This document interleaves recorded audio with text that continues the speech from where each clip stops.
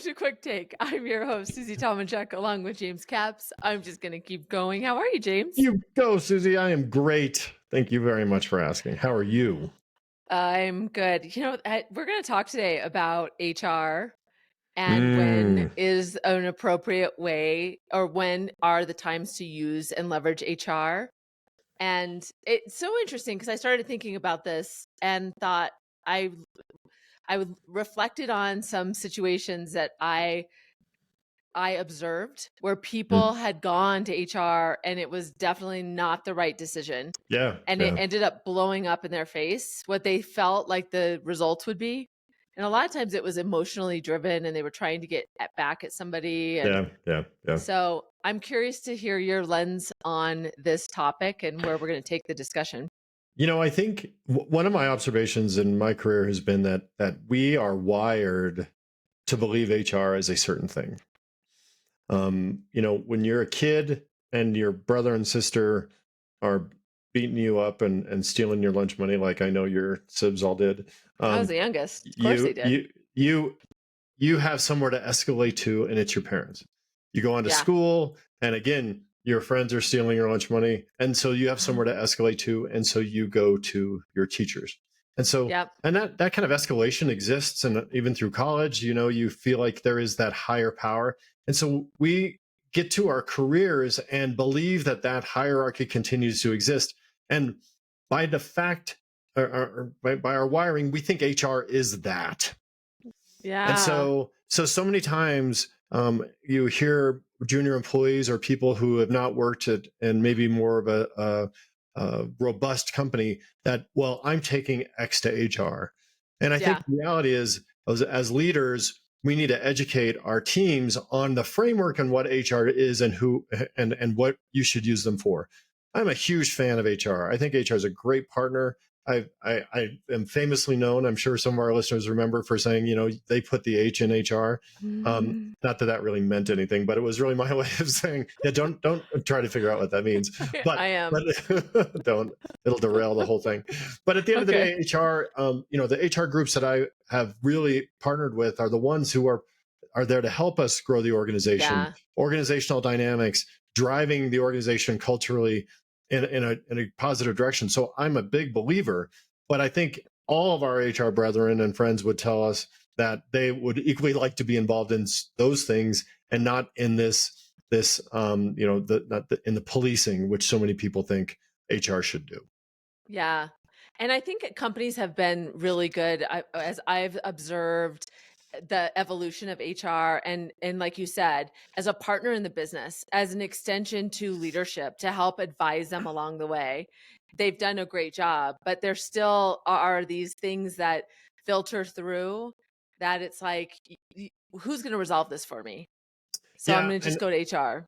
I would not be surprised if we get a tremendous amount of feedback on this one, and maybe we should have thought it through before we did it. But the truth is that I actually think you're wrong in the sense that the number of smaller companies that I work with where HR is clearly just responsible for filling the refrigerator, where yes, perhaps your point is valid that companies in mass, or there is a size of company in which that evolution has occurred, but there is a tremendous amount of companies who still have not understood or embraced that. And I think our listener population is pretty wide. And I think there are certainly listeners here who have an HR organization who is not part of that discussion. And so I think, HR is probably one of the more challenged groups to evolve. And not because of their desire, but I think because of leadership's desire to try to figure out where they are. Yes. And I will say that that's a very fair point. I definitely painted that with a very broad brush, but I think I was also trying to say, wow, they're aligning as a partner. They still have to handle these tangles that 100%. they should not be involved in. Yeah. So no, I think you're right. And I think that, again, what we should, what we can offer today is a framework by which you as a leader, as an executive, can share with your team, or things you can think about as it relates to HR and their position in your company. All right. So what's your first one? Well, and I think the first one is you need to create an ecosystem in which your employees resolve conflict themselves, right? Yes, At the end of the day, totally. you want your people to be adults and behave a Yep. certain way. And conflict is healthy in some regards. We talk about that quite a bit. And if you, as a leader, put yourself in a position to always be the policeman and or HR to put in that place to be the policeman, Yep. then your team, your individual contributors are not going to be um, growing and not contributing where they should. So my first piece of advice is make sure you create an environment in which you encourage and require that your employees resolve conflict themselves. I completely agree. And so I want to say what that means is when somebody comes to you, you say to them, how are you going to how are you going to handle that? And That's you force right. them to take action on that because Mm-hmm. it's not just, you don't also want them just to think venting is okay and letting it Yep. go. Yep. So, No, yeah, that's so good, and I love the way you said that, and I can hear the voices of the leaders who I've really aspired to be like, and where I've gone in and said something with the implication that I wanted them to address it, and maybe I wasn't completely blunt or kind of danced around it, and their voice was like, "How are you going to handle that?" And I yeah.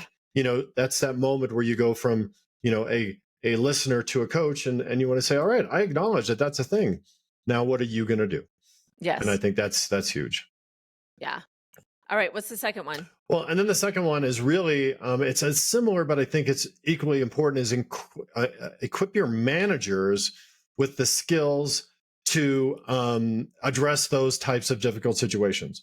And so, I was coaching an executive leader who had an engineering team, and the engineers were at odds about the project timeline, and their inability to address that was undermining the project.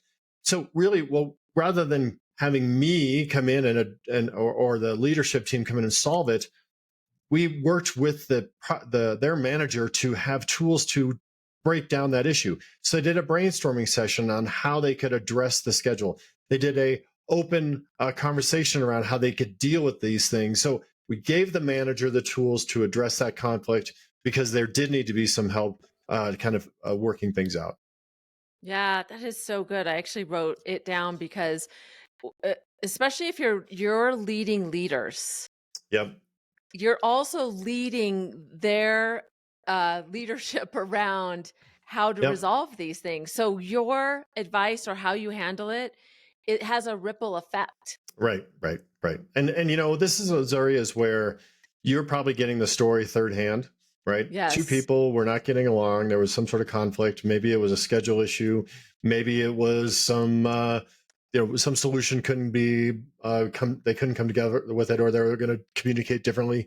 And that manager's coming to you again, listen and say, all right, here's a way that I would address that by here. I'm going to give you a tool Yeah. maybe, so you go solve it versus let me step in, get you out of the way and I'll solve it. Hey, have you tried a brainstorming session? Have we tried a mediator? Maybe Hmm. bring in Susie who can kind of facilitate a conversation around that. Again, giving your leadership team I think tools that's, to do that. yeah. Susie's a I know. good. I was You like, don't I like gave me you a bringing in thumbs up, Susie? but I Was that realized we're on a that's a good podcast, plug? so that doesn't help. So thanks. Yeah, bring in Yeah, bring in an there's an objective audio party. file. And I just want to kind of zoom out on Mm-hmm. your point too is we are all biased. We've talked about this before. Like there's certain people on our team that we just like more and we invite the conversation. So watch what Yep. happens in the noise in your head about how you're evaluating what they're saying because Oh yeah. if they're explaining a story about how somebody lost it and they were really angry, can you believe that you're still human. You could get caught up in the story, the drama of the story, Oh and yeah. then you might have another direct report that comes to you with a similar thing and you're just like, handle it, take care of this. So also be really careful how you Yep. handle these Yep. things because Yeah. it's a slippery slope. Yeah. I think it's important for you to, try to bring yourself out of the Hmm. emotion, bring your manager out of the emotion, and, look at it objectively. It happens, and I hear myself sometimes in those situations saying, hey, I understand where you're coming from. I know this is challenging because these two individuals always fight, or that individual Yes. is not a team player. But really, we can't go in there with a hammer. We still need to work through this. We still need to execute. Let's find a way to work through that. That doesn't Yes. make it personal. That doesn't make it about that individual. But, and I guess there's a Yeah. but, right? There's that big but. And there's that moment when, like, the reality is there are times when you don't do those two things, where you do not pass go, you do not collect $200, you go Yeah. right to HR, right? And I think it's equally important as you sit down with your team and you talk about the dynamics of your organization and how to run and operate it. There are things that, look, I don't care what the conversation is, but if you're talking about the Yeah. safety of your employees, you're talking about financial irregularities, if you're talking about Absolutely. sexual harassment, if you're talking about physical violence, there's no, hey, what are you going to do about that, James? How are you going to facilitate that so that person doesn't steal money from the company? No. Yes. You go directly to HR, or to your financial controls organization, Yep. or to whatever. Every company has a different group for those things. But I guess what I'm saying is, as a leader, you want your individuals to solve problems where they can. You want your managers to solve problems where they can. And there are certain circumstances where neither of those groups should be involved in solving that problem. That's when you go to the higher authority. In Yeah, many it's such a cases, good it is point. HR. And a valid conversation to have, as you said, with the team outside of any specific situation, so Mm-hmm. that there is clarity around that. Yes. And even Yeah, that's to so say, important. if you come to me with a problem that I Mm-hmm. believe you're going to solve, I'm going to say to you, how are you going to solve this? So be ready. That's just going to be my Yep. answer. Yep. And that's kind of a signal that says That's going to happen. you should have already been thinking about this. But yeah. Absolutely right. And yeah, I think that's always the case. It's I worked for a guy who had a great phrase, and I know some of his our peers worked with him as well, and he had the no dead bird theory, and I've used that ever since then. And really, the no dead birds is, if you've ever had a cat, and I know you're a huge cat Oh person, yeah. Cat Susie, you've woman. got 7 Yeah. or 8 Cat cats and if I plants. recall. Um, a cat will just come in and drop a bird in your lap and Oh, it look at wasn't you me. and go, Oh. well, they'll just say nothing. They're like, there's no plan. It's like, what am I supposed to do with a dead bird? Why are you bringing this to me? There's nothing. And so his point was saying, look, if you're Oh, going to bring okay. me a I'm problem, with bring it. me a solution. Wow. Right. And so this is the same thing, which is, hey, I'm going to ask you, what are you going to do to solve it? No dead birds. So if you're going to bring a dead bird to me, you better have a solution. We better figure out what we're going to do about it. And so I think that's really the point of that probative Interesting. conversation. Interesting. I had to have the Was that too whole, much? Was it that too wasn't an around the obvious thing to me, the road? dead bird theory.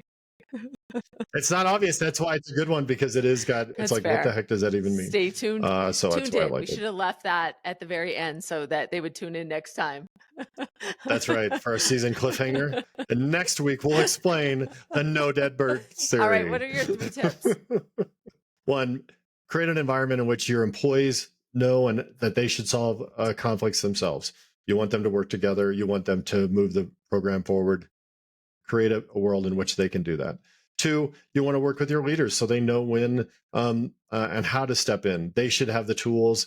You can mentor them. You can train them. Give them the tools and skills that they need to facilitate those solutions when needed. And then 3, know that there are certain things that need to go directly to the appropriate authorities and the appropriate groups. I think about the training I've had at some bigger companies where that's all the training is. If this happens, you go to this guy. If this happens, you go to this girl. This happens, you go to this department. There are certain situations in which you go directly to the person who's Awesome. All right. designated So to if address people it. have comments about this content today, they need to bring a constructive criticism plus a Yeah, positive. We want both.